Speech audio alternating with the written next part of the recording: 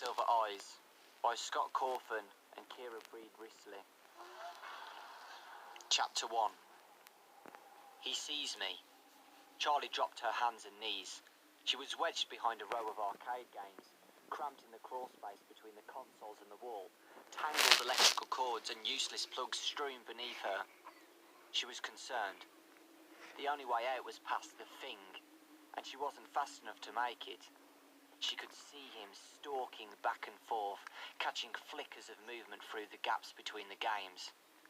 There was scarcely enough room to move, but she tried to crawl backward. Her foot caught on a cord.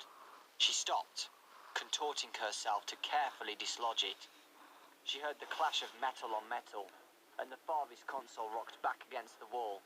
He hit it again, shattering the display, then attacked the next, crashing against them almost rhythmically, tearing through the machinery, coming closer. I have to get out! I have to! The panicked thought was no help. There was no way out. Her arm ached, and she wanted to sob aloud.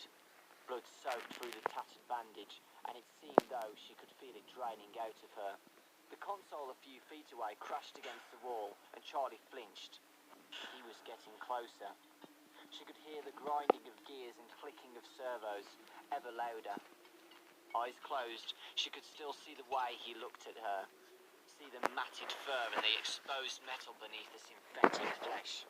Suddenly the console in front of her was wrenched away. It toppled over, thrown down like a toy. The power cords beneath her hands and knees were yanked away, and Charlie slipped, almost falling. She caught herself and looked up just in time to see the downward swing of a hook.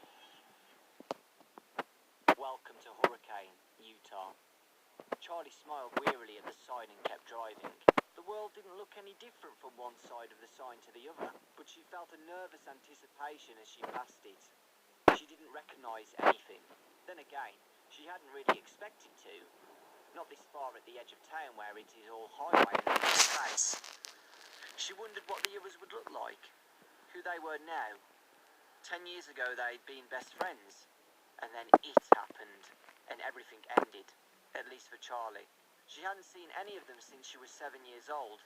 They had written all the time as kids, especially Marla, who wrote like she talked, fast and incoherent. But as they got older, they had grown apart.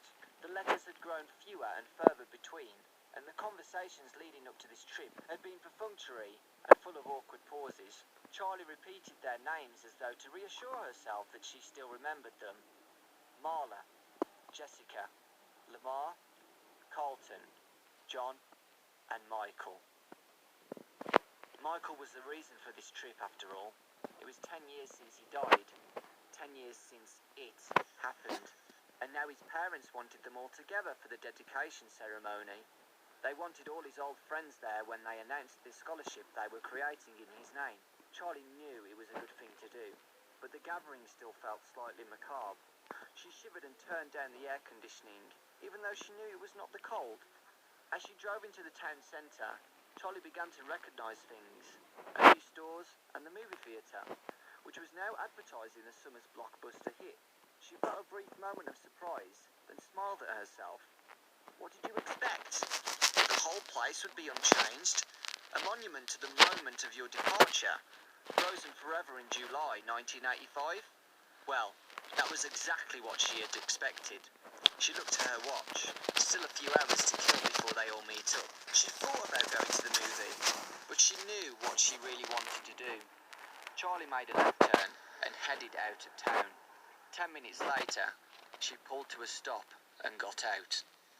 The house loomed up before her, its dark outline a wound in the bright blue sky. Charlie leaned back against the car, slightly dizzy. She took a moment to steady herself with deep breaths. She had known it would be here. An illicit look through her aunt's bank books a few years before had told her that the mortgage was paid off and that Aunt Jen was still paying property taxes. It had only been 10 years. There was no reason it should have changed at all. Charlie climbed the steps slowly, taking in the peeling paint. The third stair still had a loose board, and the rose bushes had taken over one side of the porch, their thorns biting hungrily into the wood. The door was locked, but Charlie still had her key. She'd never actually used it, as she took it from around her neck and slid it into the lock. She remembered her father putting its chain around her neck, in case you ever needed